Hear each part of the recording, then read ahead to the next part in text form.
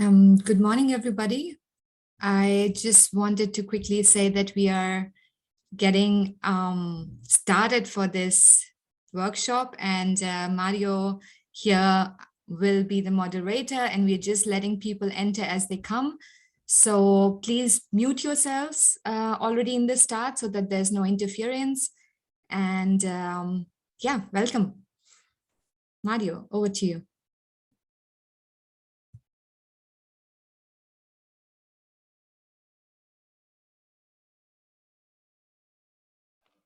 Hello, everyone. Good afternoon. If you're in Europe, good morning if you're somewhere else. And thank you very much for joining us for this NetworkNature workshop on ecosystem restoration.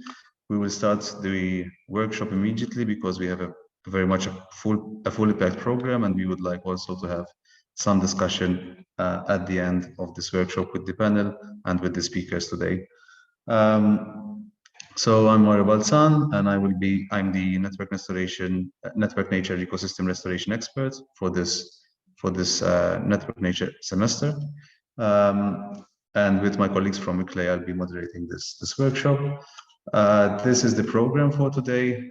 We have, as I was saying, a very much a fully packed program with our keynote speakers and with our practitioners who have been working in the field and also working on ecosystem restoration case studies. I'll immediately go to Shreya from ICLEI, who is working in the NetworkNature project. Shreya is a policy officer at ICLEI, and she is our contact point for the project and also for this workshop. Shreya, I'll hand over to you. Thank you so much, Mario. First of all, I would really like to thank all the participants because I see there's a lot of interest and a lot of interesting speakers also joined us today for this really interesting event. And I would just like to say a few words in the sense of setting the scene. So as to why we are doing this, what is the reason behind looking at this particular theme at this timely moment, and also why we want everybody to talk about sharing experiences on ecosystem restoration, but also in the context of nature-based solutions, getting a little bit into that arena as well. But if you, Mario, switch the slide to the next one. So what is NetworkNature? Just to give you a brief understanding of what this project is, it is a Horizon 2020 funded project, which is a coordination and support action, which means that it's not implementing nature-based solutions, but actually supports the NBS community in growing, gathering resources, getting the best practices, tools, and all the tools and applications that are going on around nature-based solutions in one place to support and also enrich the nature-based solutions community and to grow interest in it. So there are a few objectives we have, such as to consolidate and support the expansion of the community of practice, to upscale the use of nature-based solutions across science, business, policy, and practice, and to raise awareness, which would in turn expect to lead to a maximization of the impact and spread of the NBS. And as you can see, we are, ICLEI is the lead of this project with OPLA, IUCN, Biodiversa, and Steinbeis as our partners. And we have been looking at different ways of engaging the audience on this topic. And through this project, throughout the project, we have determined that it would be interesting to put it into different semesters.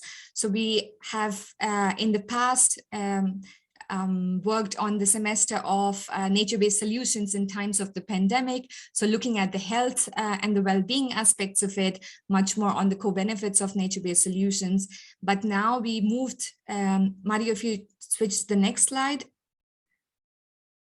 Yes, so that's what I was talking about. We looked at this intense reflection on specific themes, and the first one being on the health, and this one is on the nature-based solutions for ecosystem restoration, where we have certain objectives of putting a spotlight on a topic of relevance and what is going on not only on the European level, but also on the global agenda. So it really links with the UN Decade of Ecosystem Restoration, which is ongoing, and then also to spread or increase discussions and highlight maybe knowledge gaps and other policy gaps which might be existing at the moment when it comes to talking about ecosystem-based adaptation and restoration actions.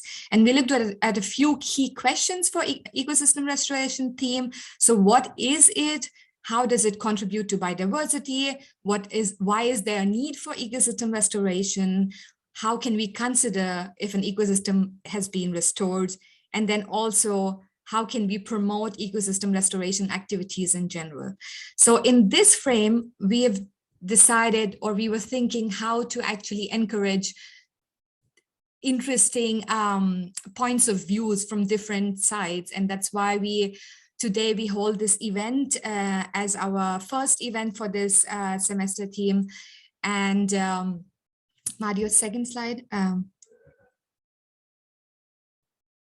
Yes.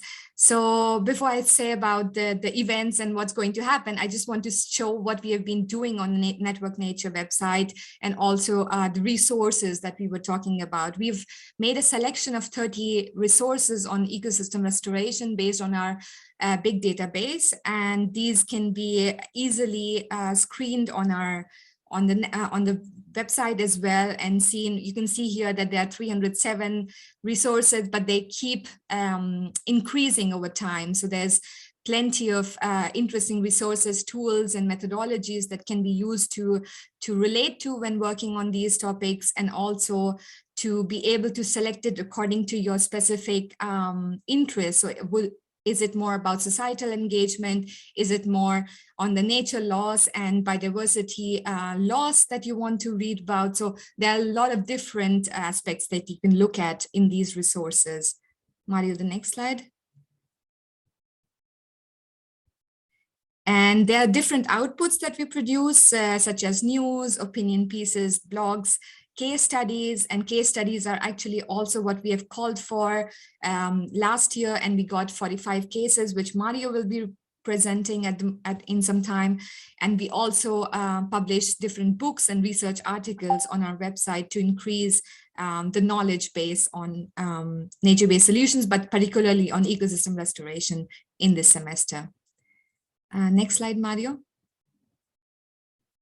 So we also have seen that there's a lot of links to the policy landscape, and that's why we've been looking at the different arenas where we can link this topic with and understand more how we can fit into and also engage with the policy landscape, be it European or global. And that's why you can see there are a lot of different policy frameworks, such as the European Green Deal, the EU Biodiversity Strategy. And right now it's also a very relevant moment to discuss this, because we have the EU restoration targets coming up, and the UN Decade is at the moment in its second year. So it's the right time. And also with Cities with Nature is a platform where we try to bring cities to commit on biodiversity actions and take actions which helps to restore nature in the end.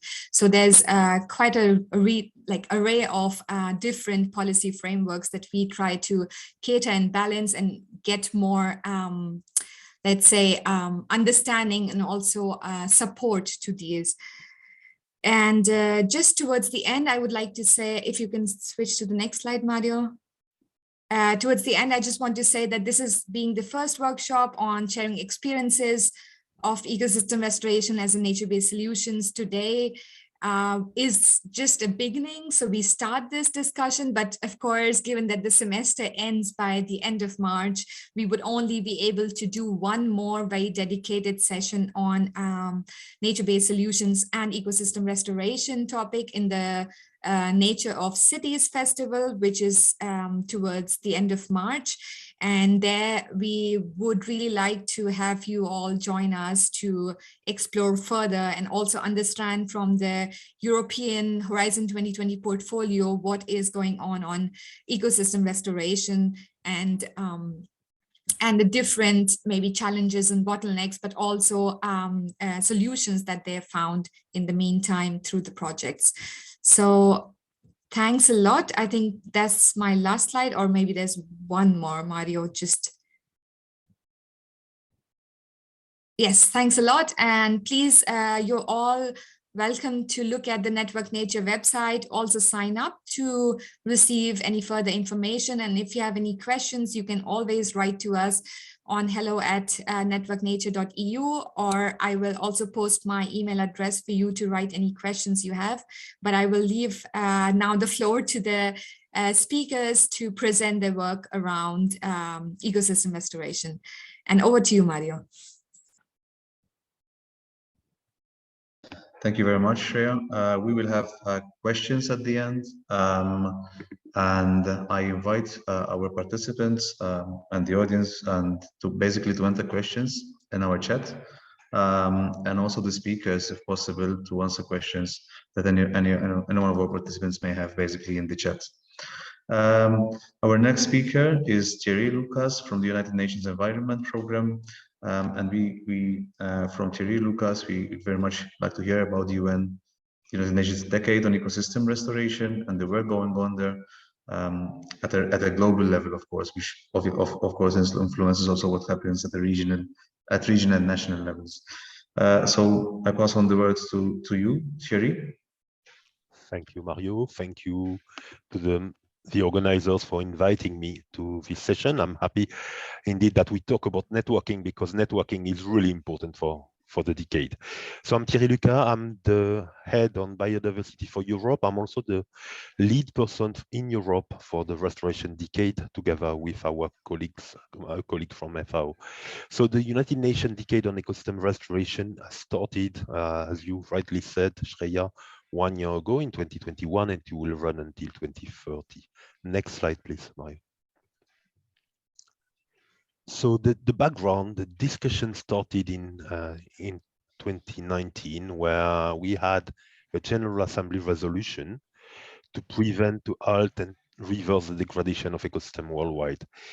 And UNEP and FAO, so together, we are the co-lead, and we've been asked to lead the implementation of the decade in collaboration with secretariats of Rio Conventions, different MEAs, and also the United Nations systems. So what was important and what is important in this UN General Assembly resolution is the fact that the Assembly recognized that conserving nature was not enough, and that it was now time to restore it. So that's why, I mean, in terms of one of your questions that you asked to the debate and everybody, that was really important for us 2019, because for the first time we recognized that preserving the environment and nature we had was not enough, because we had degraded it so much that it was now needed to look into restoring it.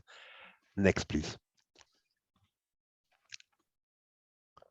So all the work and the strategy lays out a vision, goals, and also theory of change for the decade. So the vision is, as you can read, a world where, for the health and well-being of all life on Earth, and the one also of future generations, the relationship between humans and nature has been restored, where the area of ecosystems, healthy ones, is increasing, and where ecosystem loss, fragmentation, and degradation has been ended. So it's quite ambitious, as you can see.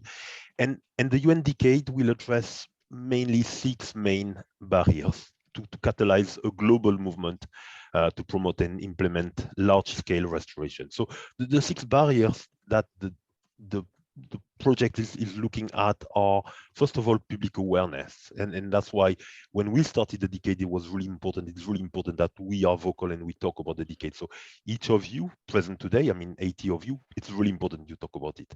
The second thing is political will. We don't have enough political will yet on restoration, on nature protection. So that's why we need to increase that. The third aspect to go against our legislative and policy environments, because they are not always inclusive and not always positive to restoration. The fourth one is technical capacity. Technical capacity is lagging and lacking all around the world, and we need to to work on it. The fifth one is the most important one, it's finance. There's a lot of willingness. There's a lot of projects happening that could happen worldwide, but they are not ambitious enough, and finances are lacking. And the last one is scientific research. We need to have more science also to help on progressing for the decade. So that's why in the strategy, there are three pathways: the global movement, the political will, and technical capacities. And there are also 10 different principles.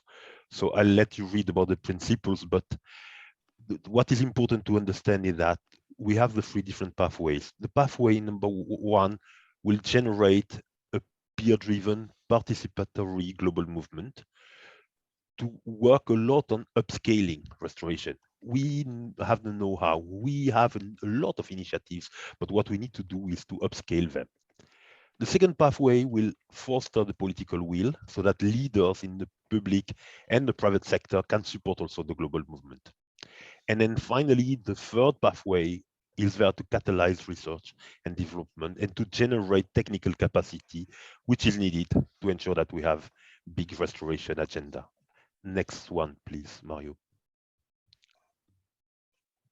So I've just provided there two examples. No, first of all, yes, let's talk about the global and regional restoration goals. As Shreya said, we are now waiting for the EU nature restoration targets. So there's going to be a proposal for legally binding EU nature restoration targets in 2021. These are the key elements of the EU biodiversity strategy for 2030. They are there to capture and store carbons and to prevent and reduce the impact of natural disasters, and also to deliver further benefits. And also globally, you have ambitious, really ambitious global restoration targets, where the aim is by 2030 to restore 350 million hectares of degraded land and to remove 13 to 26 gigatons of greenhouse gases. So the idea is to generate 9 trillion worth ecosystem services. The funding needed is $1 trillion US. We are really far from getting this money across all the work. But what I'd like to say is that during the first year of the decade, what we've seen is that we have lots of partners. We are now testifying that we have more than 100 partners all around the world. And that's why the UN decade, in conjunction with other goals like the Bond Challenge that you may have heard about, is there to restore 10 million hectares of degraded ecosystems, and also to work across all countries so that there is a cooperation for the restoration decade. Next one, please. So I'm providing here two examples of World Restoration Flagship, because after the first year, we are now into something which is extremely important for us, and it's the promotion of a number of initiatives worldwide so that we can talk more about those initiatives and we can get the world to understand what is restoration. So those flagships are there to feature the UN decade. They are there also to give visibility to the decade, and they're also there to be case studies to help investors, the media, filmmakers, and others to identify themselves to those ones. So I've just provided two of them there. The first one that you probably know, it's the Great Green Wall. That's the first UN decade flagship. That's the one that inspired a lot the 2019 General Assembly resolution. And the idea is to grow vegetation and to restore a band of land from Senegal to Djibouti to help boost food security, improve the health, and create thousands of new jobs. It's really really high ambition, because it's more than 8,000 kilometers wall of trees across the Sahel. It has some already positive impacts.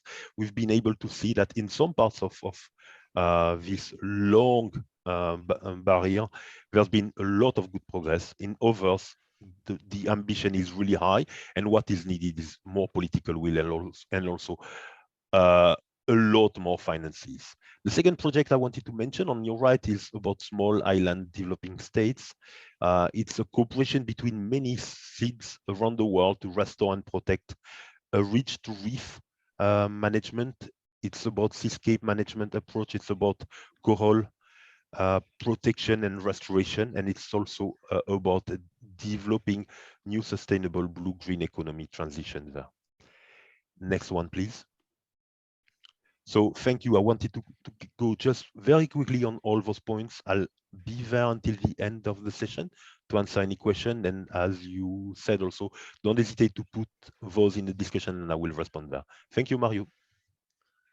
Thank you very much, Thierry. And thank you also for sticking to the time frame. I encourage our workshop participants to ask any questions using the chat, and also then at the end of the presentations during our panel discussion.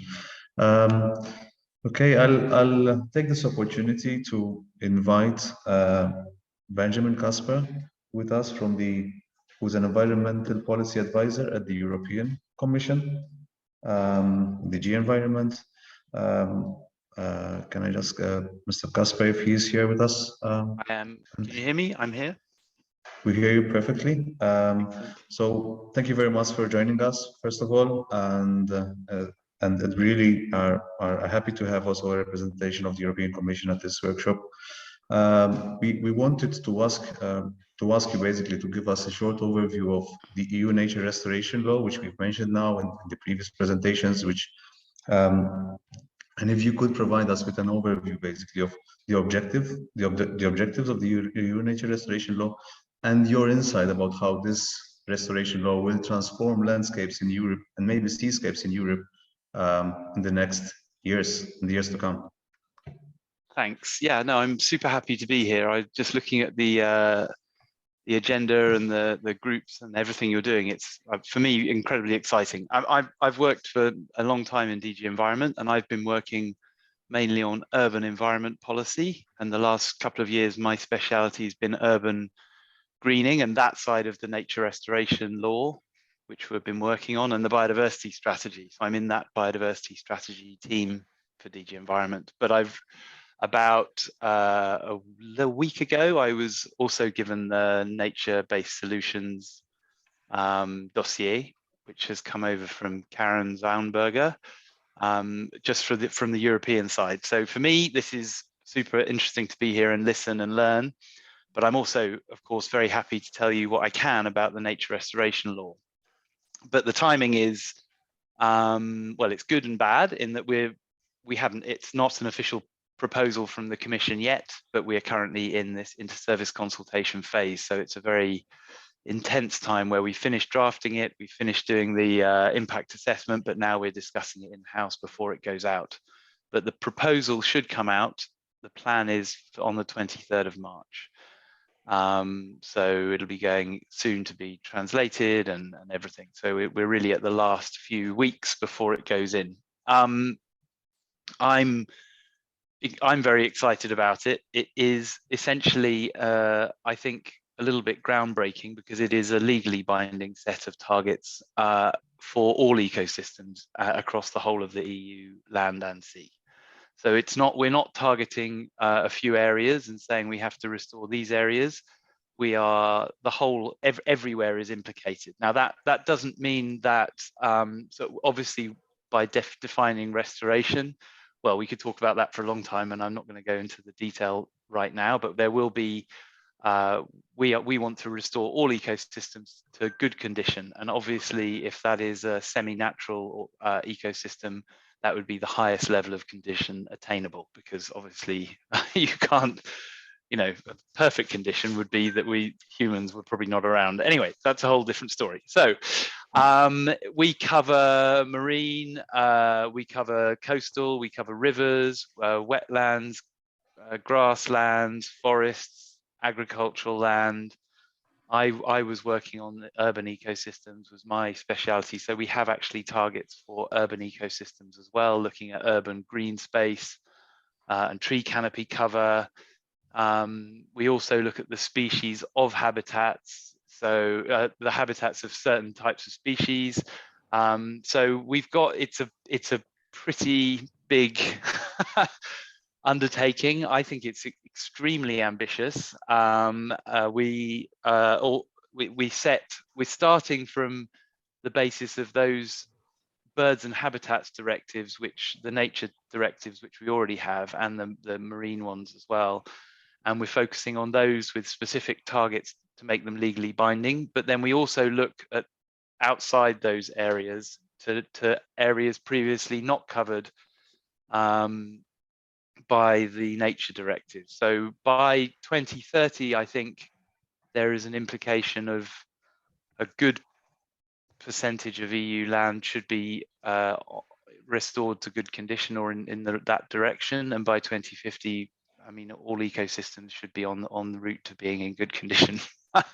It's I can't, unfortunately, because it's not an official proposal from the Commission at this stage, I can't really say any more. I can't go into detail at this stage because, well, for obvious reasons. We understand. Yeah. Ben, thank you very much for that.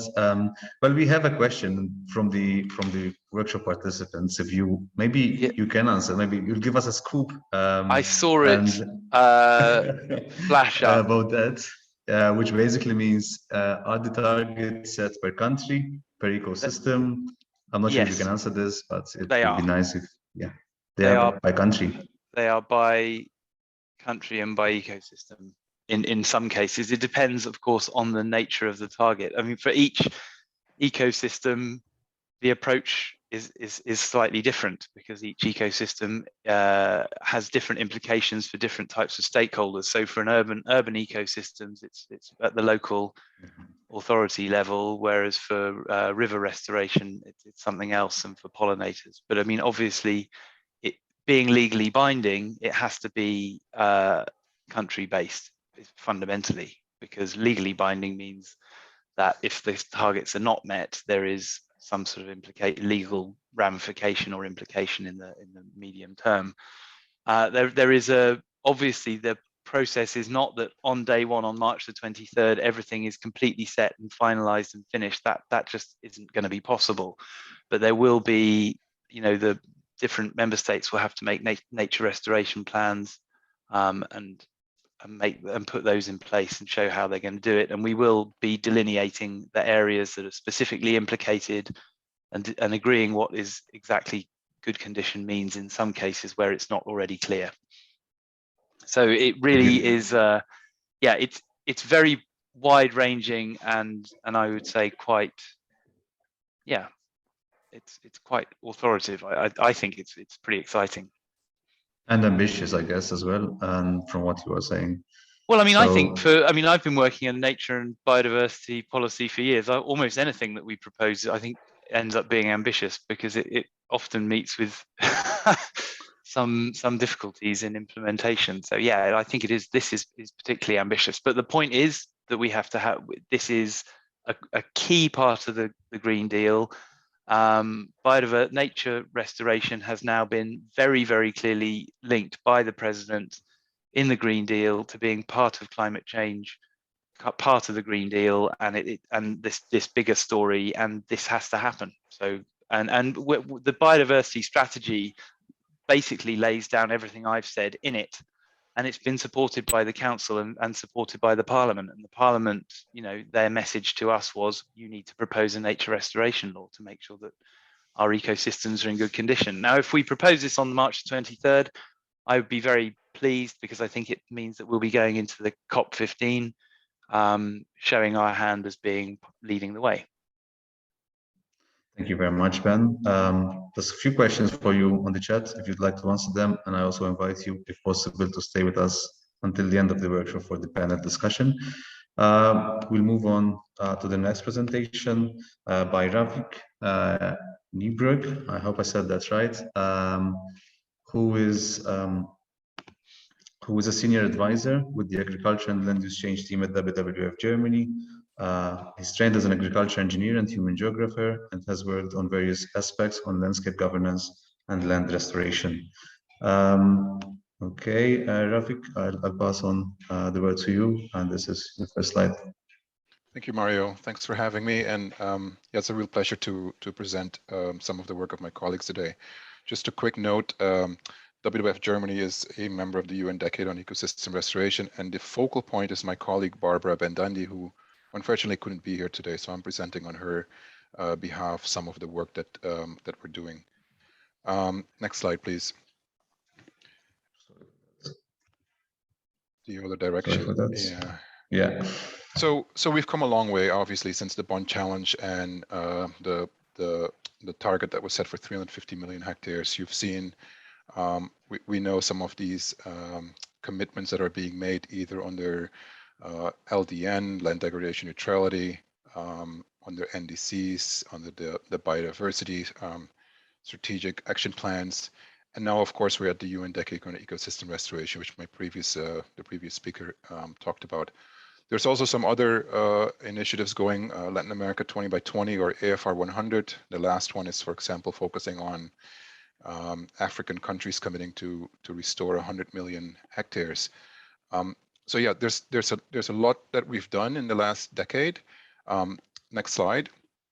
But part of my presentation is on perhaps some of the neglected and less focused ecosystems. So here's some information on, for example, grassland systems. 50% of the land on our planet consists of grasslands-dominated ecosystems, and 80% of our total food-producing land is in grasslands or formerly grasslands. Yet, when we look at the discussions, the commitments, the public debates, these tend to be quite absent. There's much less focus on grasslands and much more, for example, on forests. Next slide. So perhaps nothing exemplifies this as much as this paper that came out by the Tom Crowther's lab in Science that basically made the argument that the global restoration potential or tree restoration potential is huge. You can plant another, you can plant trees as in another 900 million hectares on the Earth's surface. So I remember being at the AFR 100 meeting in Ghana when this paper had just come out and everybody was talking about it because the problem was that the case was made that you could plant trees on grasslands and savannas and other ecosystems, including wetlands, which of course was very problematic at the time. Next slide.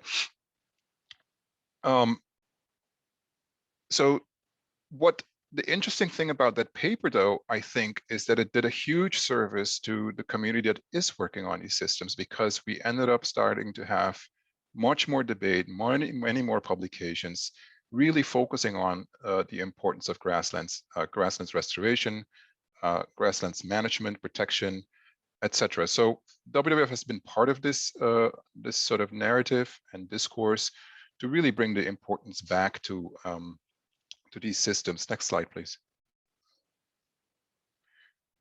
Rangelands, you know, so grasslands and savannas are parts of rangelands. This work by the Rangeland Atlas shows the extent. It is quite massive. So everything you see here could, you know, is important to focus on in terms of rangelands. Next slide. And these are really quite complex systems. Essentially, they are different types of ecosystems where normally you have wildlife and livestock grazing at the same time. And these systems are quite vulnerable. So they're very unique systems, and they require a lot more science, a lot more attention for us to focus on. Next slide. So at WWF, we've done some work on trying to understand what are some of the drivers, the threats, and I've just highlighted a few areas here. Let me just go to the column on the right, you know, conversion, fragmentation, and increased CO2 when you lose these systems. Next slide. There's a lot there that I'm skipping over, but I wanted to just get to this slide real quick. This is some work I did a couple of years ago on their land degradation neutrality in Namibia. So in the upper right corner, you see the outline of Namibia, and this is the district of Otjisunjupa. And one of the drivers of land degradation here is bush encroachment. So shrubs and bushes are replacing grasslands, making them much less productive. So while this really adds sort of, the point sort of is that there's a lot that we don't know yet. There's a lot of data that we don't have yet. And this really shows that there really was no at the time that we did this work, there was no sense of how severe the bush encroachment really was. And this is, so we did extensive field mapping, extensive identification of different bushes and different shrubs. This is now all combined together, only mapping the very small bushes under 1.5 meters, and showing areas where you have really rapid increases of bushes, losses of grasslands, and with losses of grassland comes losses of soil carbon, and losses of land productivity. So it's a complex issue. I think there's a lot more science needed, as the previous speakers have mentioned. There's a lot of people need to work at the full scale of it, and not just focus on perhaps trees, not just focus on carbon, and perhaps not just focus on quantity, but also quality of the ecosystems. Next slide. And so it's interesting because the upper left in the little blue box, that's again the lab from Tom Crowder, who have now come around and really start looking much more at the complexity of not just, where can you plant trees, but really looking at below ground, above ground biomass, different types of systems. And I was in preparing this presentation, I just looked at his lab's website, and I noticed that Professor Tom is now appointed chair of the advisory board of the UN Decade of Ecosystem Restoration. So he's really producing some amazing science. And yeah, the slide at the bottom just shows the observed biomass in grasslands compared to shrublands and forest. Next slide, please. So this is exciting time for us at WWF Germany. We, together with the entire WWF network, have established the Global Grasslands and Savannas Initiative, GGSI, to really spearhead some of this work and bring attention to grasslands and savannas. It was just officially approved, but the meetings have been going on for quite some time. This means we're really going to have a concerted effort to bring more money, to do more science, more restoration, protection, management of these ecosystems. Yeah, and the next slide, you saw the map already. The idea of this is that we will work across WWF ecoregions. In the little purple stars, those are the sites of the GGSI, the landscapes. We have funding ongoing for some of these already. There's a new project I know starting out in the Cerrado, also in Colombia. And what is also interesting here is that it's not just in the sort of the tropics, which you can see that there's sites in North America that are also going to be part of this extensive effort to restore these systems, these grasslands and savanna ecosystems, and bring attention to it to basically balance out the global debate on restoration. And I believe that's my last slide. One more. Yeah, so thank you again for having given me the opportunity to talk. I'm happy to answer any questions. This is only one small part, of course, of the work that that WWF is doing. It's a we're a large organization working in 100 countries, and I've basically presented some of the efforts of my team in the agriculture and land use change division at WWF Germany. So thank you again. Thank you very much, Ravik. And now I think we can go to the next speaker, who is Chris Taclair from the Society of Ecological Restoration International. Chris is a senior researcher at the Research Institute for Nature and Forest INBO, and a member of the board of directors at the Society for Ecological Restoration. Chris, I will unshare my screen so that you can share your screen.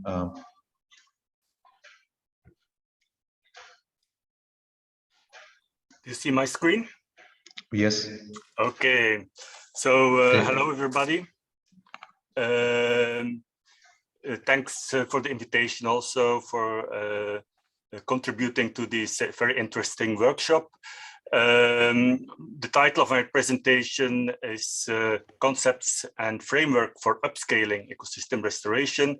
And the European chapter of the Society for Ecological Restoration is a network of scientific experts and expert practitioners advocating for maximal recovery of the ecological integrity and biodiversity of our natural and semi-natural ecosystems in Europe. So, Chris? yes, you hear me? This is Mario. Yes, we hear you well. Unfortunately, we only see a very small portion of your screen. Could you maybe try going full screen, press F5 so that we can see the full presentation? This will be better? Yes, it's better now. If okay, you, sorry if you for can go back to the previous slide. Yeah. Yeah. So and maybe if you start the presentation, go to slideshow. Yes, pressing F5. I'm in slideshow now. Oh, okay. Okay. So let's keep it like this for now. Thank you. So when you look at the Article 17 reporting of the Habitats Directive, we know in Europe that only 15% of our habitats are in good condition, and that's the green part here. Only 27% of the protected species under the Habitats Directive are in good status. So there is a lot of work to be done in terms of conservation and restoration of our ecosystems and species. So we need massive upscaling. That's clear, and an important principle is that ecosystem restoration covers, in fact, the continuum of what we call different restorative activities. It can go from the removal of sources of ecosystem degradation. We call that remediation, which you see here on the graph. It can go to reinstating a level of ecosystem functioning, where the goal is to provide particular ecosystem services rather than focusing on biodiversity. We call that rehabilitation. And finally, the highest ambition level in the restoration continuum concept is the full recovery of biodiversity and integrity of our native ecosystems, together with all its typical fauna and flora. And that's what we call ecological restoration. And I tell it's this. Mario again. Yes. It's Mario again. We are seeing the slide with the conservation status. I think, did you go on the next slide, which yes. is the restoration continuum? I think you are sharing the PowerPoint on the edit mode of the PowerPoint. So I think you're not sharing the full presentation because we're only stuck at the slide. Okay, I showing the conservation and status. Go back. Apologies for. It's fine. So share screen again.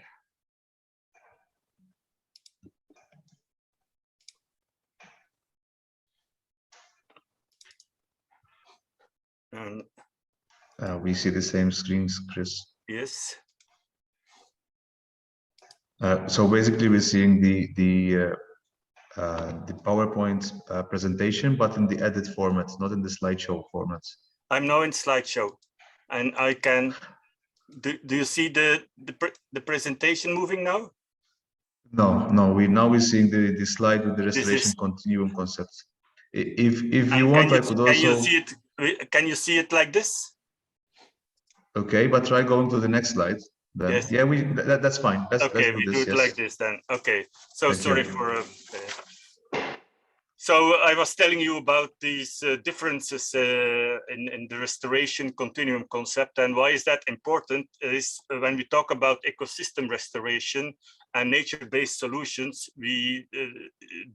this does not necessarily entail that we try to achieve the highest recovery possible of our natural ecosystems, which is of course the most challenging effort to do and will cost the most money, and a lot of ecosystem services can be provided through rehabilitation or remediation, but not necessarily meets the highest ecological value. And so this is an important distinction that needs to be made when we discuss restoration, that we are all on the same page when we use the a particular term, like ecosystem restoration, does not equal ecological restoration, and then all these differences between remediation, rehabilitation, it all matters in understanding each other what we mean. And everybody understands that planting trees on a landfill site does not mean that you ever get to a fully functional native forest ecosystem with rich biodiversity, but it can be a very good activity when you talk about nature-based solutions for that landfill site. And so this is an important concept. And I can make it clear as well with an example of a very important challenge we face in Europe, because we are the second largest emitter of greenhouse gases due to peatland drainage.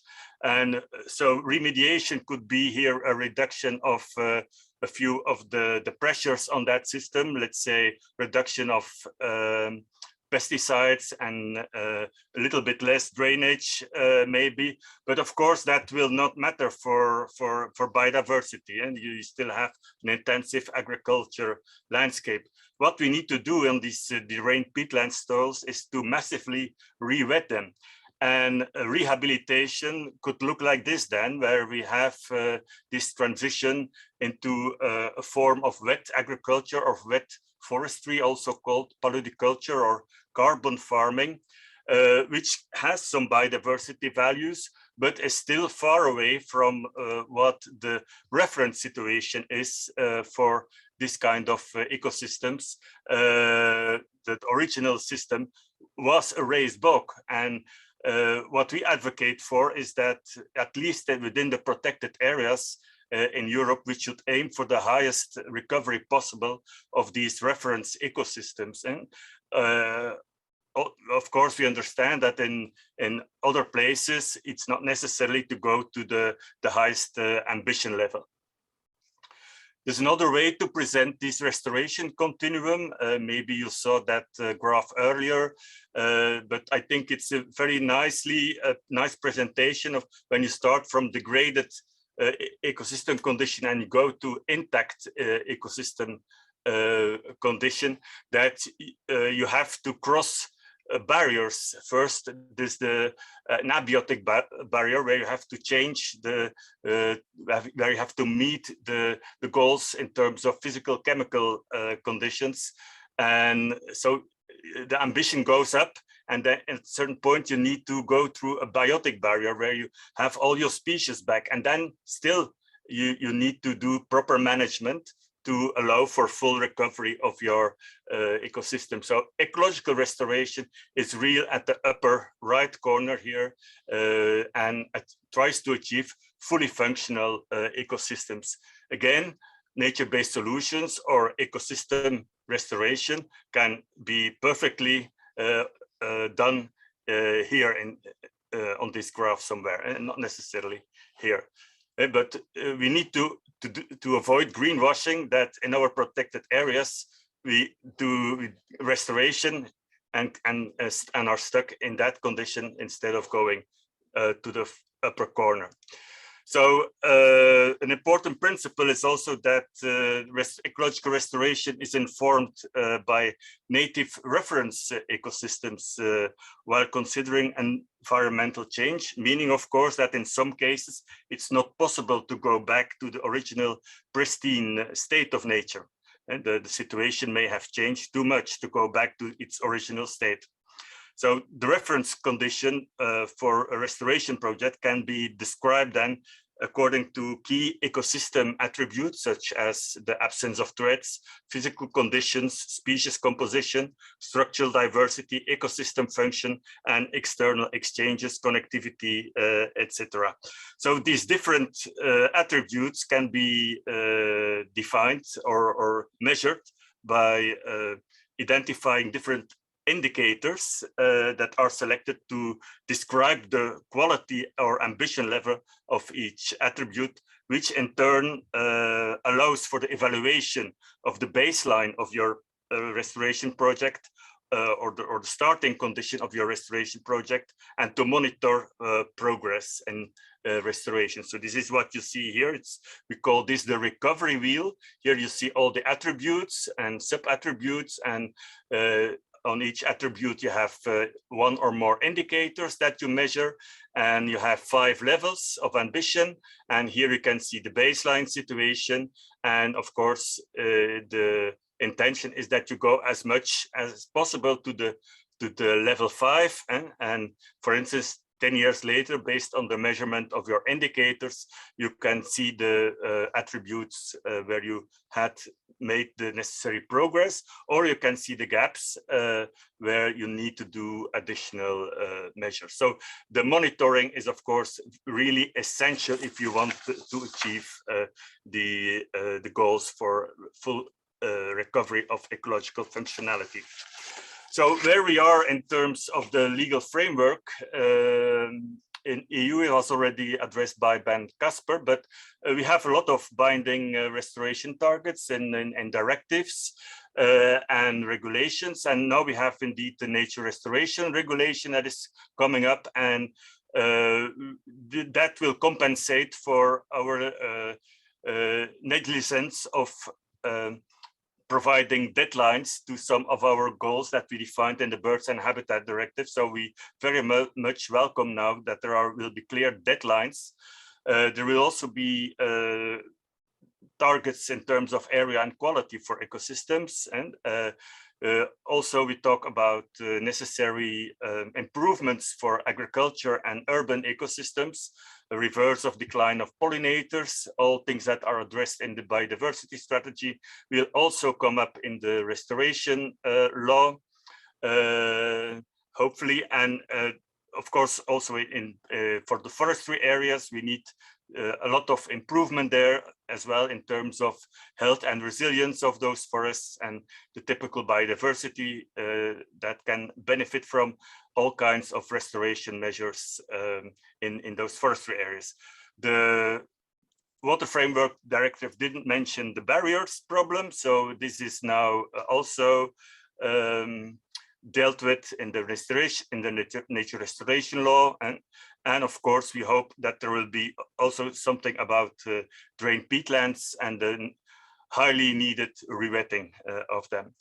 Other soils and soil restoration initiatives, as I understood it, will be tackled in another directive that was not talked about as far now. This is called the Soil Health Directive.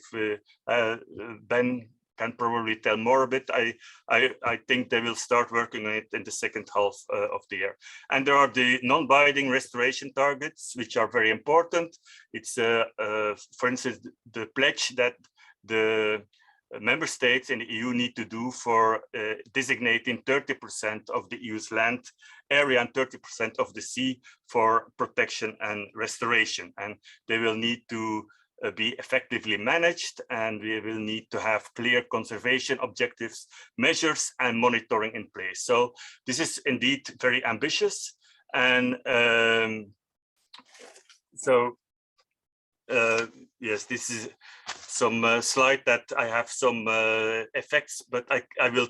So what we need to do, we need to draft national restoration plans, which will tell you where, what, how much, when, and how the restoration targets will be achieved for in the transition, the shift that we need from degraded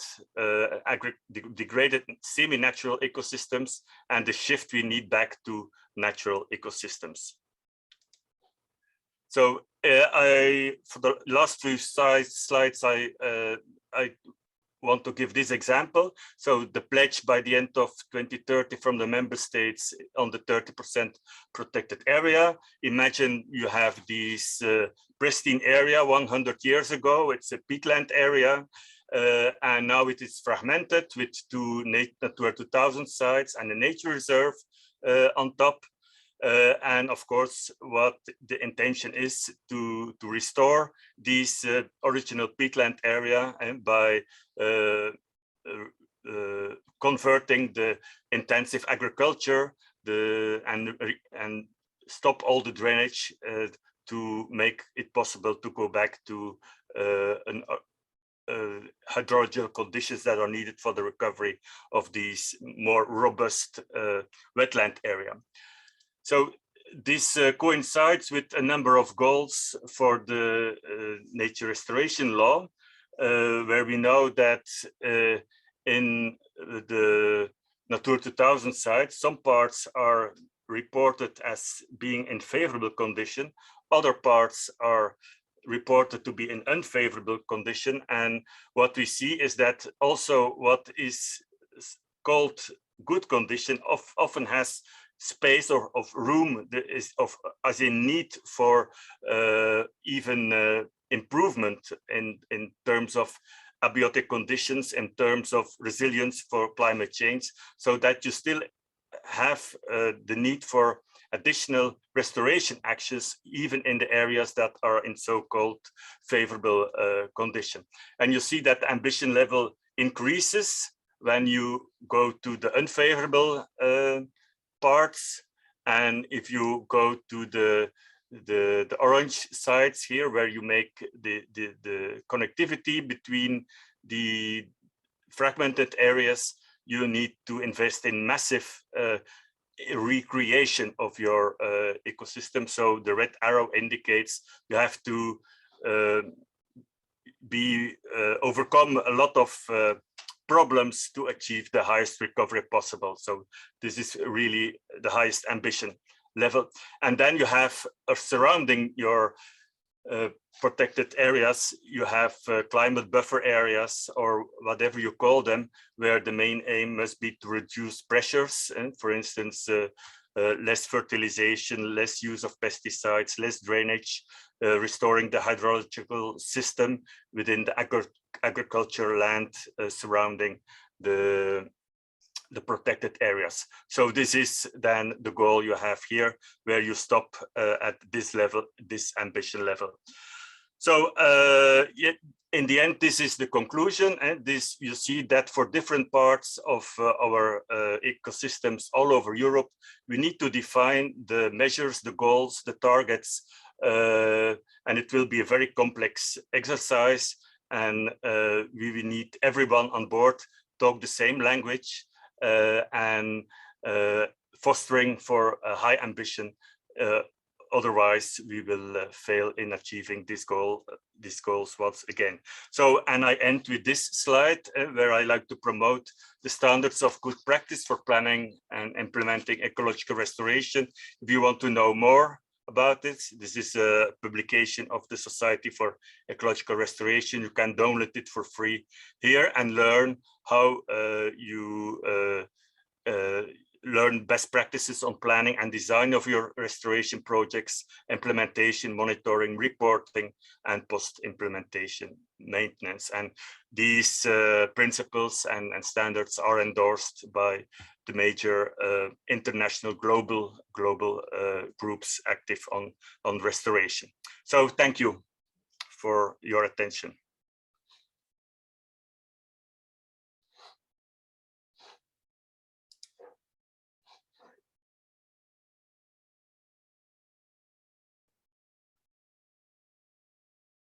Mario, over to you.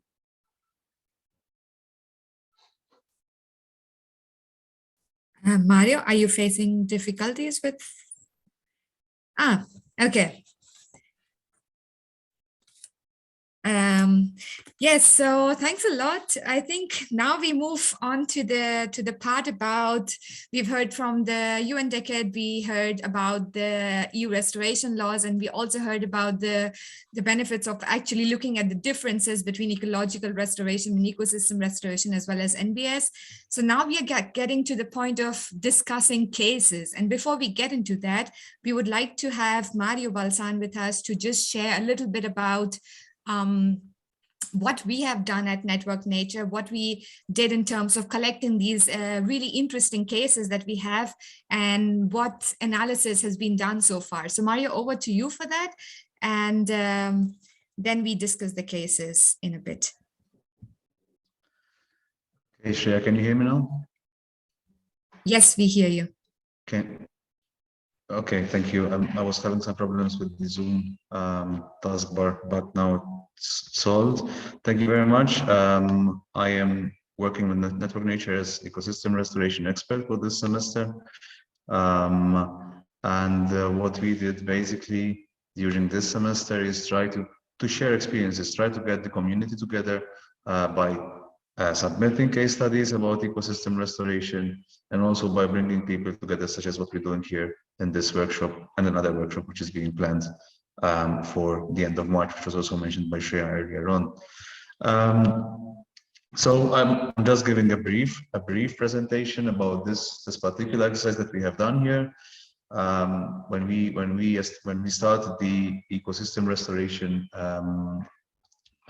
semester, one of the things we discussed was how to share experiences, how to learn from each other, and also building on previous initiatives where people were submitting case studies and trying to see what is being done, what are the strengths, where are the gaps, and how can we bring these experiences together. We decided that one of the things we could do is actually open a call for ecosystem restoration case studies, and this was done during this semester basically. So the call there was to create opportunities for interaction and to share experiences. The call was open for one and a half months, I think. And during this period, we have received a total of 43 case studies in total, which came from 23 countries and 5 continents. The restoration budget varied immensely, so going from a 10,000 euros budget, a small restoration project funded by a community or by a group of individuals, to a 65 million euro project, which was the most expensive case study that we've received, but there was a lot of variation there. So we had big projects, smaller projects, and they were, as you will see later on in the next slide, from different ecosystems.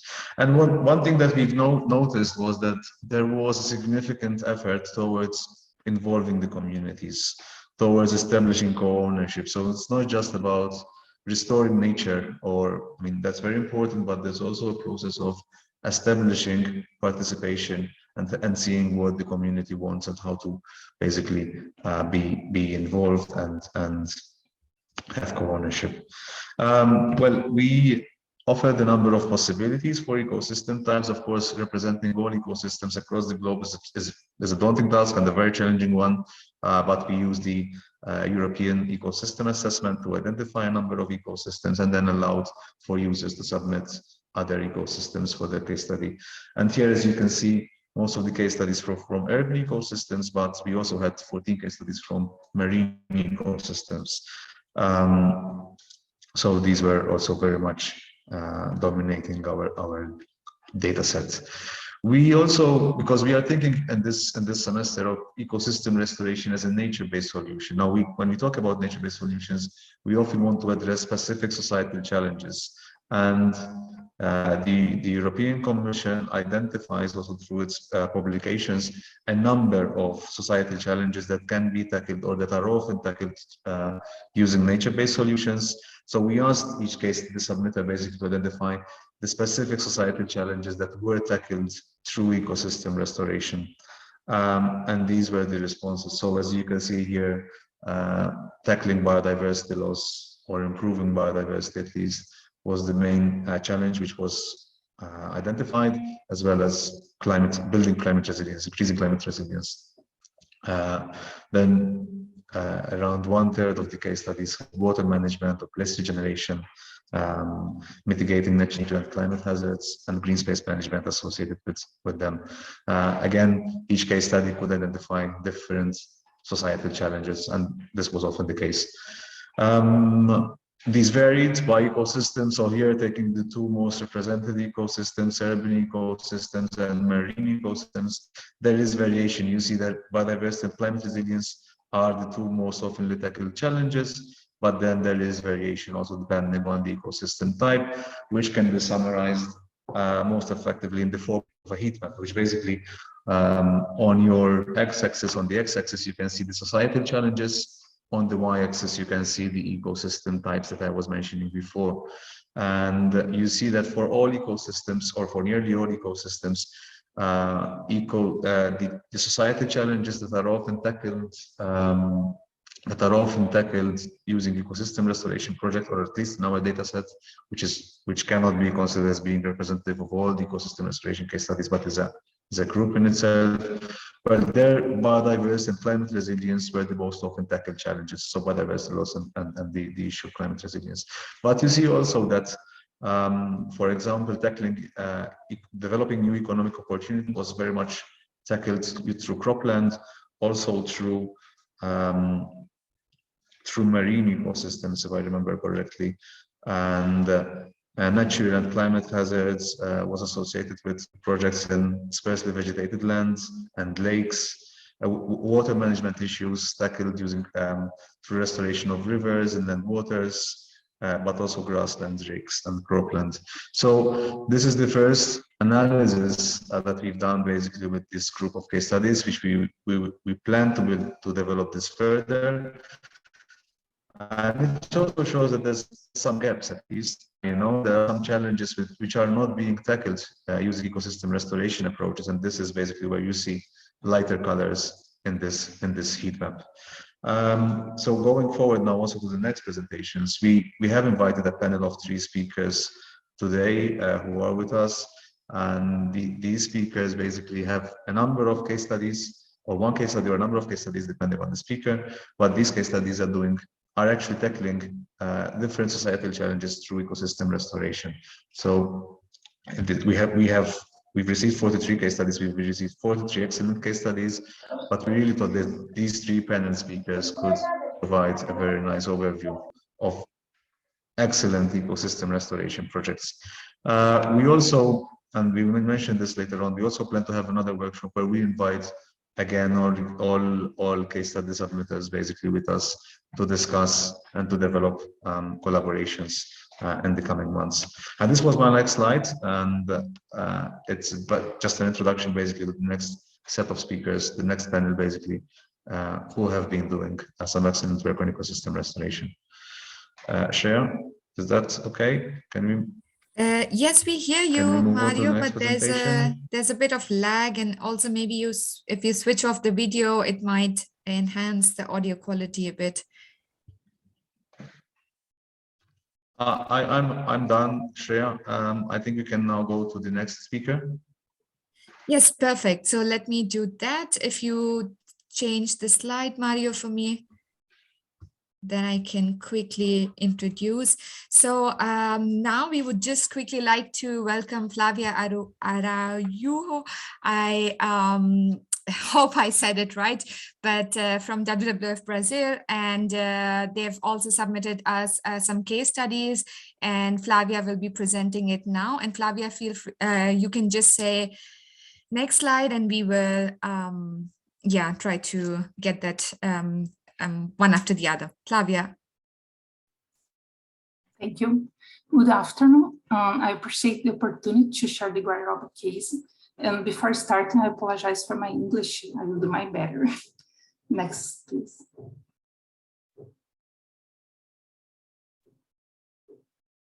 Mario, can you hear us? Yes, perfectly. You should be able to see the slide now. No? Yeah. Yes.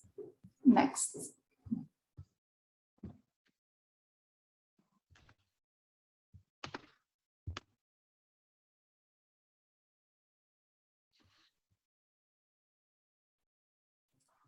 The Guararaba Basin is located in the Cerrado biome in the center-west of Brazil. With an area of more than 36,000 hectares, the basin is the main source of the city of Campo Grande, capital of Mato Grosso do Sul, supplying more than 300,000 people.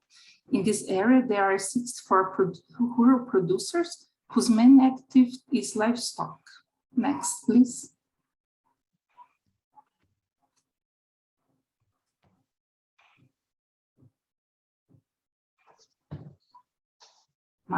Mario, if you can change the slide. I have changed the slide. I think that's because there's so much images. It takes a few seconds for Zoom to update. But I have changed the slide.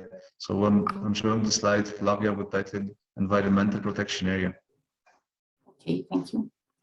As the main source, the basin was declared, yes, it's correct. The basin was declared environment protection area, which generates situation of conflict with rural producers due environmental liabilities. In these images, we can see river banks without native vegetation, soil erosion, and consequent silting of the rivers. Next.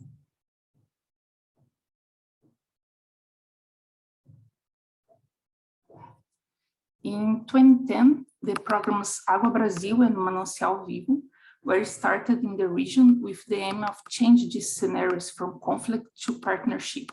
Think about water security in the city. Here are the various partners in the programs, including universities, governmental agencies, companies, and civil society. Next.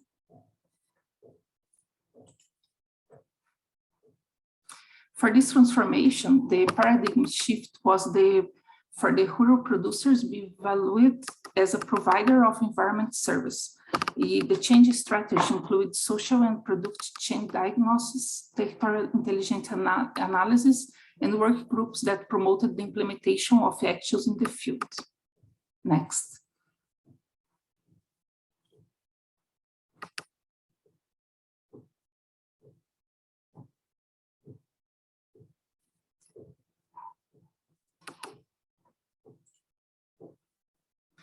Most of the areas were degraded by cattle access, and the work started with the most critical areas. A diagnosis was made in each area for ecological restoration, and an action plan was established with the rural producer, where the programs carry out 40% of the necessary actions. Next, please.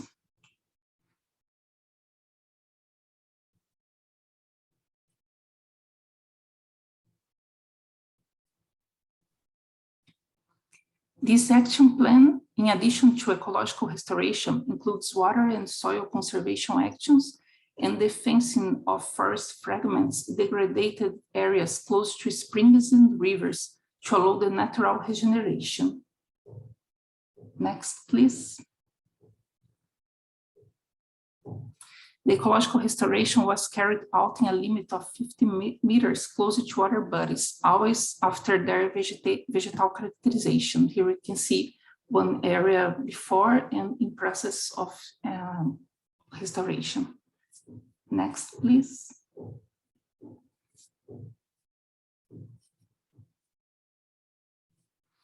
Eight different techniques were used, and a lot of attention was paid to monitoring the area in research of the technique with the best cost benefit in the region. Rural producers were encouraged to take the lead in the field executions. Next, please.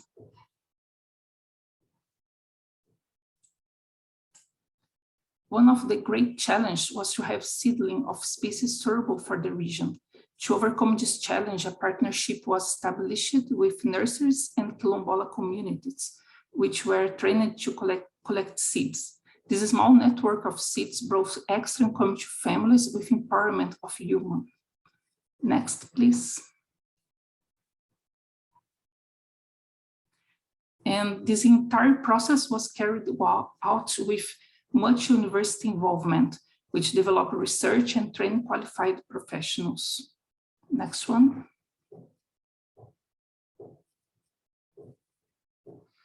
In 2018, we carried out an economic and social environment impact assessment using predictive models to point out the impacts of activities in terms of benefits and costs. The study analyzed the total cost of the activities performed and the total benefits over 3, 5, and 10 years. The benefit cost ratio in the 3 periods is above 1, which indicates that the project is economically viable. And in 10-year period, it will generate 8 times more the amount invested in social economic benefits. We observed impacts in increasing the quantity and improving the quality of water available to the population. The increase of the base flow enough to supply 71,000 people, And all of these with increased productive in rural activities too. Next one, please. In 2019, a hydrosedimentological analysis was carried out on the field, and the study identified that there was an average reduction of 58.11% in the production of sediments in the areas that received the ecological restoration interventions. Next one, please. Now, the basin has 47 producers involved in the program, with more than 147 hectares restored. The project shows us that nature-based solution with participatory planning and governance can make a good manage water, increase local biodiversity, and the climatic resilience of a region. And now we intend to increase the number of restored area and systematize the acknowledgement generated to be replicated in other Cerrado watersheds. And I hope I didn't spend too much time. Thank you for your attention. Thank you, Flavia. That was perfect. I think we are in time, and thank you very much for your presentation. Please, if anyone would like to ask questions to Flavia or pass comments and discuss with Flavia further, please use the chat. We will also have a panel discussion after this set of presentations. Our next speaker is Sol Siriaco from Miramare MPA, WWF Miramare MPA. Sol, without ado, I'll ask you to present your work on the restoration of Cystoceira populations. Thank you, Mario. Thank you, all organizers, for the invitation and for the possibility to allow us to speak about Cystoceira. Probably not all of you knows what is Cystoceira. It is a type of brown algae, and it is very relevant for the sea, and in particular in Mediterranean Sea, also for the rocky habitat. Next one, please. The project is an ambitious project and is a concrete conservation actions that want to restore the rocky habitats, in particular the habitat 1170, Natura 2000 habitat, in two different Mediterranean MPA, in particular Miramare MPA, which is a SPAMI protected area, so it is especially protected areas under Barcelona Convention, and Cinque Terre in Ligurian Sea. And the tool we used to restore this habitat was the reintroduction of Cystoceira sensulatum. It is a genus of brown algae, as I told you before. And in our idea, we used a non-destructive approach to restore without damaging donor site. So you will see our methods and our tools to develop our restoration actions. Conservation and the relevance of Cystoceira is well known because it is part of the rocky habitat and it is a priority for SPAMI areas in Mediterranean Sea and is strictly protected in Annex 1 of Berna Convention and is cited in Mediterranean Action Plan, so in Barcelona Convention. Next one, please. Okay. So why restore Cystoceira? Because it plays a key role in marine conservation, because it supports biodiversity, food webs, and sequester a large amount of CO2. Because we consider this process appropriate to large-scale application, and we tried to replicate this approach in several areas in Mediterranean Sea, and because, of course, the Cystoceira was reduced in all the Mediterranean due to anthropogenic pressures, and in particular in last decades due to climatic stressor. In fact, the main key drivers in the loss of this algae is the over-sedimentation due to anthropic approach of coastline, due to eutrophication and chemical pollutant, due to grazing effect of herbivorous species like sea urchins or some fishes, and due to climate-driven effect. all these drivers affect a different level from genetic to species and community diversity, and affect functional responses, ecosystem functions, and of course its services. Next one. The partnership of the project was very strong. Someone before me, perhaps Rafik, told about the relevance of having a deep knowledge of the processes with which we want to deal with, and we have two great universities that work with us in the partnership. The first one is the University of Trieste, which is the lead partner of our LIFE project, and then the University of Genoa.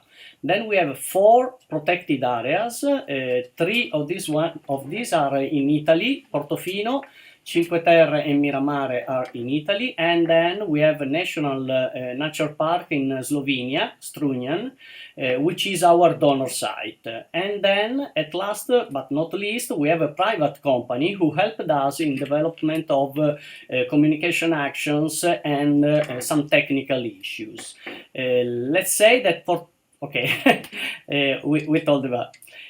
What about the objective of the project? The main one was to find a protocol for Cystoxera cultures in laboratory. So we collect fertile portions from Portofino and from Strunjan in order to donate to Miramare and Cinque Terre. The second objective is restore the habitat inside the 2 marine protected areas, and the third one was to contribute to the achievement of good ecological status in the target area. Next one. What about the target species? We worked in Miramare and Strunjan on subtidal species, so on Gongolaria barbata, which is the new name of Cystoxera barbata, and on the Ligurian Sea, so in the western part of Italy, we worked on intertidal species, which is Ericaria amentacea, that was well known as Cystoxera amentacea. So the genus changed for both the species during our project that started in 2017 and finished on 2021. The 4 main concrete action we deal with during the project. The first one is collection of apexes, fertile, of course, in the 2 different marine protected areas. The second action was to reproduce these fertile apexes in the laboratory of the university. The third one was the implantation, so the outplanting in the marine protected areas. And the last relevant action was the monitoring of the effect and of the effectiveness of our transplantation. Next one. There were a lot of challenges for our work because working underwater is very difficult. I don't know if any of you have experience in working underwater, but it is not so simple like go in a grassland and to plant something. You have to find materials. You have to find a lot of solutions. The first problem was to protect the specimens from the grazing and from the mechanical damages. So we started on the left with individual protection with small cages for each small tile that you can see on the left, and we finished our project with a collective approach for protection. So big concrete bricks surrounded by metallic cages that can protect during the rearing period more or less 50 tiles built from us with clay. Next one. The second the most relevant second challenge for the technical is the abandoning of epoxy glue in favor of screws and drilling. So if you go to the next slide, we can see a small video, okay, where I can show you the technique underwater. So the first step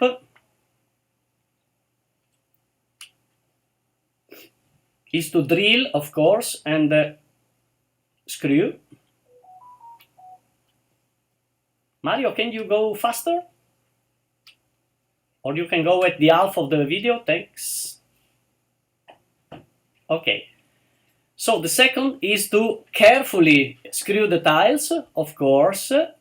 And as you can see, there are small tiles, 5 centimeters, no more of diameter, with each one with a lot of Cystoxera in the top. And then let's go to the end, more or less.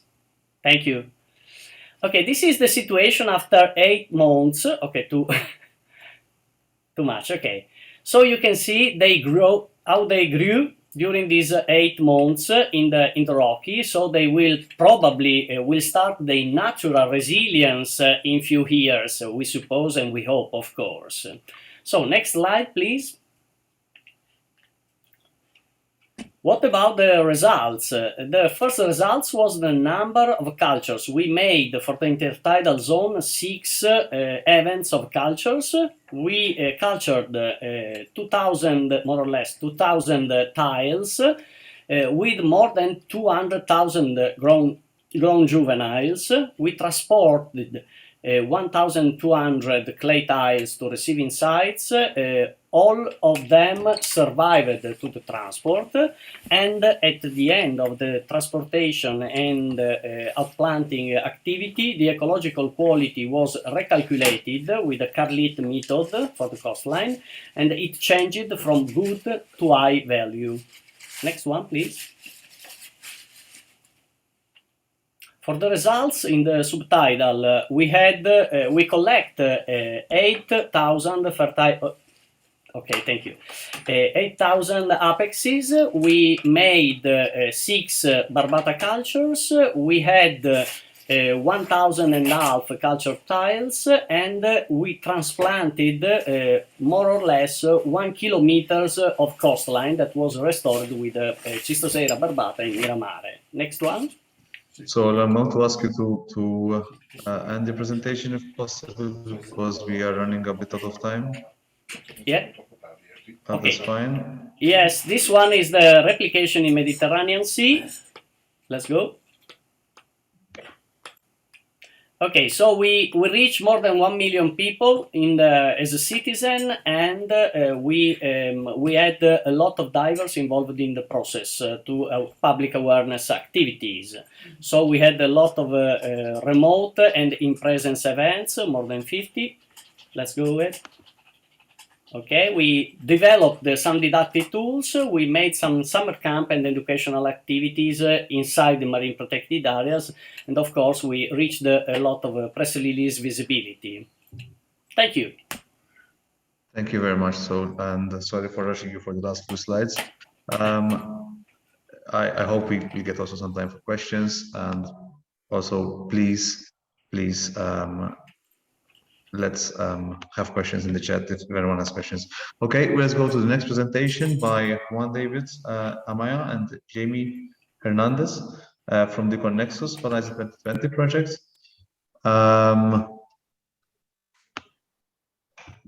Okay, are you with us, Juan David? Can you hear me? Yes, perfectly. Okay, let me know when you want to change the slide, please. Okay, thank you, Mario. Thanks for having me, and good afternoon, everyone. In these, can you go forward, please? In these 5 minutes, I would like to present the results of an investigation carried out with, forward, please. Can you go back, sorry, to the first slide? This is the first slide, right? Oh, no, this is the previous one. Thank you so much. In these 5 minutes, I would like to present the results of an investigation carried out within the framework of the Connexus project that sought to build shared knowledge about advances, biases, gaps, conceptual and practical barriers related to the use of the nature-based solutions in European and Latin American cities, as well as the role that the ecological restoration ecosystems has played in it. Next one, please. As a starting point, next, okay, it's okay. Keep in mind that Connexus is a 4-year project that has been providing accessible knowledge on how to restore natural ecosystems, improve the quality of life in and around the cities, and support the collaboration between Latin America and Europe. And that to fulfill these purposes, Connexus has been working around several work packages, including one in understanding the current state of nature-based solutions and ecological restoration in cities on both continents. So the idea is today to present, I would like to delve into the results of one task and that work package that seeks to identify and review nature-based solutions, principles, definitions, topics, components, and outcomes addressed in both regions. In order to accomplish this task, a systematic review and the analysis of 16 specific study cases were developed following international standards, such as the PRISMA statement. Thus, it was possible to examine how topics associated with the conceptualization and practice of nature-based solutions have been evolved in both regions. Next one, please. In total, we found 377 manuscripts between 2002 and 2019 that show the growing progress that the use of nature-based solutions has had in both regions. However, we found there is also an important dissimilarity in the number of studies developed as well as in their spatial distribution, in addition to several and important variations in the terminologies used for nature-based solutions. For example, other approaches such as urban green infrastructure, urban forest, and you can see in the figure above on the left, you would see the growing interest in the use of these approaches, especially since 2012, and related to the concept of the use of the concept of green infrastructure, and more related to the nature-based solutions since 2017. In contrast, the figure below highlights important difference. No, sorry, can you go back? Okay. In contrast, the figure below highlights important difference between the use of these approaches between the two continents, just as the map on the right also shows a difference in terms of their greater diffusion in several European cities, but only concentrated in some limited capital cities in Latin America. Next one, please. Despite the urgency for responses, such as nature-based solutions that can contribute to provide solutions to several societal challenges, more in Latin America, advances in their use are still very scarce, especially, as said before, especially in Latin America, and have been mainly concentrated in interventions that use biodiversity to improve sustainable urbanization and mitigate, in some cases, the climate change, but very few aim to a true protection of natural ecosystems or their restoration and rehabilitation in terms of ecological structures and functions. Next one. To highlight most of the challenges that have been sought to be addressed for these type of interventions have been generally associated with solving climate regulation, atmospheric pollution, and the low access of the people to these benefits. Although in Latin America, the water regulation associated with the management of the stormwater, runoff, and flood showed to be a growing interest. That's super important. Next one, please. Okay, something similar is happening with the barriers found around the success for implementing these kind of nature-based solutions in practice, especially those related to the lack of measures and communication to society of its true benefits, and also especially in Latin America, associated with the lack of information and data that comes precisely just from these measures. Next one, please.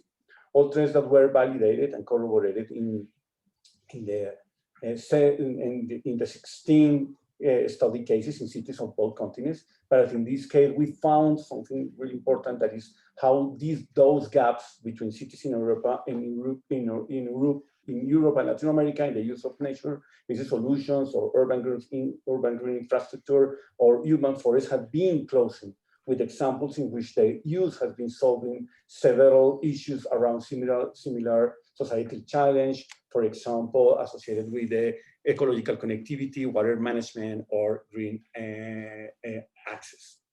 Next one. In conclusion, this first approach to the comparative advance in the use of nature-based solutions in cities of Europe and Latin America is showing really important opportunities for joint learning and shared some lessons learned, but also is an important way to understand the growing interest in incorporate the protection and restoration of ecosystem as the most sustainable intervention to promote solutions to address several and common persistent societal challenges in both continents. Thank you so much. Thank you, Mario. Thank you very much, Juan David, and thank you to the case studies, to all who have submitted case studies over the past weeks, and it's been great having Juan David, Sol, and Flavia with us. We are a bit behind schedule, not too much, but I think we have time for a few questions. And also building on the questions that I have seen from the chat. No, I haven't seen all the questions, but I have seen a few questions. I would like to ask a couple of questions. First one, an open question to Thierry and Ben, our high-level speakers from representing what's happening at global and regional level, global level, and the EU level. And then one question to the practitioners and to the people who have submitted case studies today, and which we have had to discuss today, but also to the audience.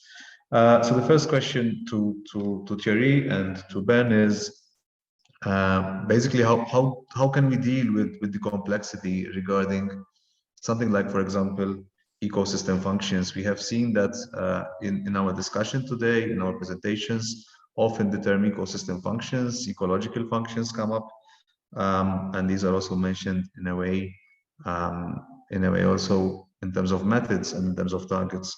So how do you deal with this? You know, at your level, at regional level, at global level, do we have specific targets? Are we pushing for specific standards to be established? And if not, is there a risk that we'd be having a greenwashing opportunities, you know, where you implement projects which do not necessarily lead to improved ecological functions and to ecosystem services and to benefits to communities as well as biodiversity? I don't know if Thierry and Ben are with us. Okay, I see Thierry. Yes, I'm there, Mario. Thank you so much for your question, which is a really relevant one, and one which is occupying us a lot and has occupied us a lot in the decade. Let me give you three different axes of answer to your question. The first one is that what we've done in the decade is that we are providing the best expertise. So, I mean, all of you, Society for Ecological Restoration, WWF, all the experts on restoration are there, are part of the different panel we have where you can ask any question. So what I encourage each of you, if it's not done yet, is to join the movement. So it's a global movement. As I said, we have more than 100 organizations now. We have more than 15,000 registered individuals and then people. We have a huge number of young people, which is really fantastic for us. So we have a lot of young people who are part of the debate, and then the debate is a lively one. So what I encourage you to do is that if you have any question about any function, any activity, whether it would fit into the decade or not, ask the experts. That's the first thing. Second thing, at European level, I've been working with WCMC, so the colleagues in Cambridge, and what we've done is that we looked at what we believed were 15 really good or excellent projects that we had from WWF in Russia, for example, in Kazakhstan on grassland restoration for more than 15 years. And because I've seen in the panel a question asking, how do we ensure that we keep the people, you know, motivated over a long-term distance? This project could tell you a lot. And what we've done is that we've developed indicators, and we've ranked all the indicators, all the projects, according to those indicators to show, okay, do they respond to, you know, the functioning ecosystem that we want? And we had those, you know, preferred also ecosystem where we wanted to work, the one which are neglected, the ones which are super important for a number of elements, and then we had those elements being described. The last thing is that, as Shreya said, we have a call, as I said, for global flagships around the world. So if you have a project and if your government is endorsing this project, because I mean, only projects endorsed by national governments will run for the first year, then go and be a candidate. There's again a full panel of more than 25 experts worldwide who will evaluate those projects. We've received so far 54 projects. Frankly, from my region, from Europe, we don't have enough. We are really lagging behind. There are many projects from Latin America, many projects from Africa, not many from a number of ecosystems, like marine ecosystems are nearly absent. So that's why I was really interested in the presentation that was given about marine ecosystem and coastal ecosystems. So just go there, be a candidate. The deadline is end of March, and then we will have another call every year about that. Okay, but it's really important that you try to be there. So just my answers to your question. Thank you. Thank you, Thierry. Ben? Yeah, I mean, I think we did a review of our 2020 biodiversity strategy, and we'd set a whole load of objectives, and none of them were met. And that was why we realized that we couldn't have a 2030 biodiversity strategy, which was exactly the same, because if you set restoration targets which are voluntary, I'll be honest, they're not going to be met. What you get is a sporadic, brilliant things going on in different places, fantastic projects, and you can have endless conferences with amazing, inspirational people doing brilliant things. But in fact, there is a lot of land in the world, and if you're focusing on 1% of it, you're not restoring your whole ecosystem. So, I mean, I would say our baseline, firstly, is our mass ecosystem assessment, and our first EU-wide ecosystem assessment, which was published about a year ago. And that we've used those ecosystems for the nature restoration law, and that we just needed to take it one stage further. And that the legally binding nature of this is stage, really makes it, I think, and the sort of comprehensive nature makes it not go. Hopefully, it won't be greenwashing. Now, it's still not going to be perfect. That's never going to happen. There's an awful lot of work to do. But with our European Environment Agency, with the JRC, who we have here, we've got a lot of really good people, data. We've got a lot of work to do by ecosystem, defining exactly what we mean, setting national restoration plans. But I mean, I think if you've got a backdrop of a legally binding target, it changes everything. Thank you, Ben. I'll go to Chris.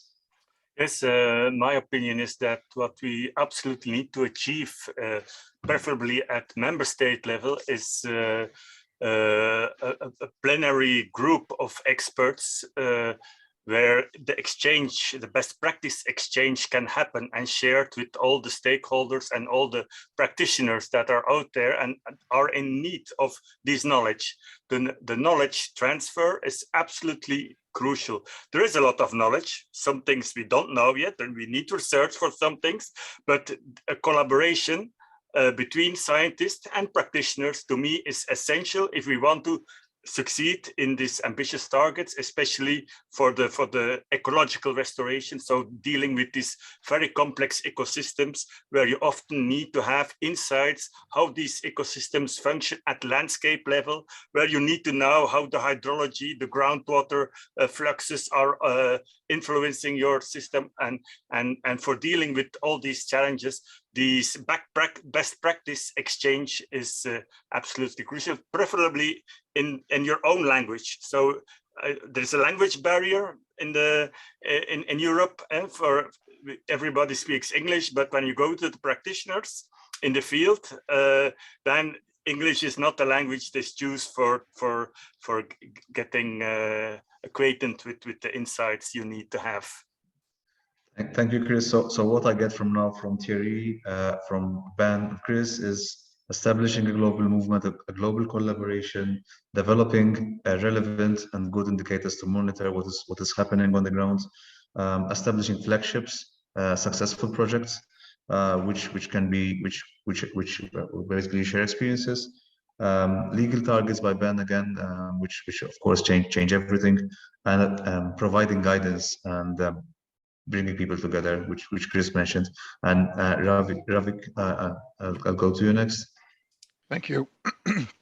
I just want to raise this point that the question is about ecological complexity, but it sits within, a social complex system that we tend to not pay as much attention to. So just two things I want to quickly mention. The one thing is that we really need to be clear on behavioral change. Whose behavioral needs to change? Once the system is restored, we need to figure out all of the actors that are involved in that engage with the system and how their behavior needs to change. And then the second point is on the institutional framework that needs to happen, and especially, my presentation focused on sort of government commitments, and in my work, what I found in Africa, in East Africa, is that when you talk to the people at the county level, at the sub-county level, at the ward level, and at the village level, they have no idea what the governments are, the promises that are being made at these international conventions. And at this local level, they need to work on disaster risk reduction. They need to work on, soil erosion. They need to work on food security. But the institutional framework is often not set up to be able to get multiple wins at the same time. So we really need to think about situating our restoration projects within local development goals, within the institutional frameworks, and of course, the first thing I mentioned is on behavioral change. And I saw a comment coming by on land ownership in the UK, but obviously this is a huge issue everywhere in the world that we work. Thanks a lot. Thank you for that. I actually introduce my next and final question. Today, I think we're running a bit out of time. We can take one more question. And I also saw another question in the chat about establishing partnerships. How do you go in establishing partnerships? Which is something that you mentioned, Ravik. And so how important is this? The three case studies that we had today, but also Chris and yourself, Ravik from WWF, you were showing that you have been bringing people together and establishing regional level or global level initiatives which bring different stakeholders together. We have seen this also applied at the local scale for specific case studies, for three case studies here represented by Sol, by Juan David, and by Flavia. So how important is this, and what has worked in bringing people together? We often talk about nature-based solutions as the silo breaking concept where you need to work with others basically in different fields, in the infrastructure, the environment, economics, social governance, and so on. So what has worked and how important is this? Maybe for Sol first, and then I'll take also Flavia, and Jamie, I think, is with us from Connexus. Sol, would you like to start? Would you like to answer that, or about building partnerships? You have done that in your work in Italy. Yes, thank you. The partnership started with a scientific partnership, so it was very simple for us to involve different universities. Difficulties is, first of all, for marine environment, to involve stakeholders to understand how relevant is an underwater habitat for them. So if you talk to a diver, it is very simple because it's like talking to a walker, what about the relevance of a trail. But if you talk to young people, or worse, to normal citizens, to general public, it is very difficult. It was a huge work since 2017 and until 2021 to raise the knowledge about the relevance, and so to involve politicians and so on in the process. So it is very difficult for us. Under the scientific aspect is very simple for us. So I think you agree with also what Giovanna's writing in the chat, basically, that you started the process of engagement before the restoration project, establishing scientific partnerships, and also getting political willingness and political support for such a project. And I think this maybe answers also your questions, yeah. Giovanna. Go ahead, sorry. Okay, so maybe Flavia or Jamie would like to add anything to this. Jamie and Flavia. Jamie's raised his hand, so go ahead, Jamie. Yes, thank you. Good morning and good afternoon to you. Just few things to add to what has already been said. Yeah, we believe in connections, and we work with this aim, is to work with the communities in order to co-create the MBS solutions, the initiative that we want to develop, and particularly the restoration initiatives.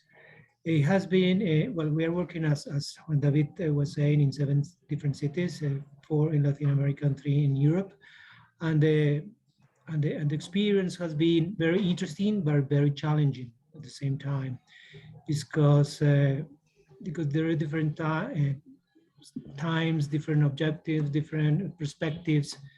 And particularly in Latin America, most of the projects, we work with vulnerable communities, indigenous communities. So the challenges are even harder, even more difficult. But at the end of the day, we believe that it is worth doing that, because this project, these restoration initiatives are for all of us, including local communities. It's challenging, but it's important to pursue this. Thank you. Thank you, Jamie. Flavia? And the engagement is the big challenge I think, in every project. And we need to work closely with local actors. In Guariraba, there was a scenario of 15 years of conflicts with the public power and the producers in the region. So the change strategy was to start working with social actors, valuing their acknowledgement, and then using the financial instrument of payment for environment service. And we need to do a lot of arrangements to make this work. Okay, so what I get, I also see a comment for Chris. I'll ask you to speak again, Chris, soon. But if that's okay with you, but yeah, I think what I get is that it's hard work sometimes to get all the people together, but it's rewarding. It's rewarding in the sense that there are benefits to the communities who are on the ground. Chris, there's a comment from you about transformative change. Would you like to very simple. say a few words? If it's very simple, if you see or calculate what the adverse subsidy mechanisms are that are still in place, that are still continuing to degrade our ecosystems, as long as this is happening, we are fighting a very difficult war. So we should convince policymakers first to put another subsidy mechanism in place that can replace those old subsidy mechanisms. And the best example we have is the CAP, the Common Agriculture Policy Framework, who is still, there's some greenwashing going on. So not that everything is negative, but still fundamentally the way this is organized, this policy, is still continue the degradation of our agriculture ecosystems and nature systems that are adjacent to them. So as long as that is not changing, it's very difficult. I think as a scientist, it's also important to say something about the need to build up the evidence, about what is working and what is not working, and maybe how that can change policy. But of course, this is a big debate for another day, because we have run out of time. I thank all the speakers for being with us. I thank the audience for being with us. I have another slide really, and I'm going to share my screen again just to remind you of our next workshop, which is the NetworkNature TNOC session, the Nature of Cities Festival, which is happening on the 30th March at 4 o'clock CET. Please join us. This time we had our keynote speakers with us. Next time we'll also have some keynote speakers, but we will allow more time for discussion. So this event is really to get the discussion started. The next event will be focused on sharing experiences now between the participants who will be attending the TNOC Festival seed session that we are organizing. Yes, Roger is also sharing the link in the chat, and there you can register, and I hope to see you there. Thank you very much. These are our email address, my email address, and Shreya's email address. Thank you very much for being with us. And with this, I think we can close the workshop and hope to see you at the next one. Thanks a lot, everybody. Thank you. See you next time. Thank you. See you next time. Bye-bye.